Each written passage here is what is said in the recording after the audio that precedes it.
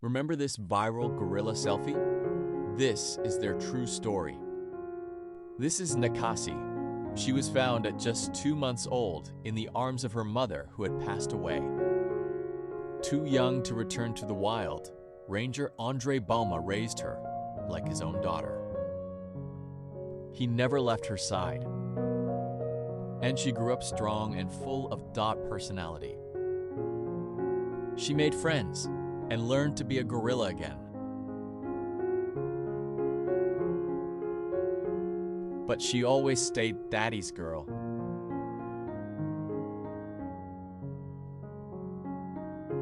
In 2019, Nakasi and Inji's selfie took over the internet.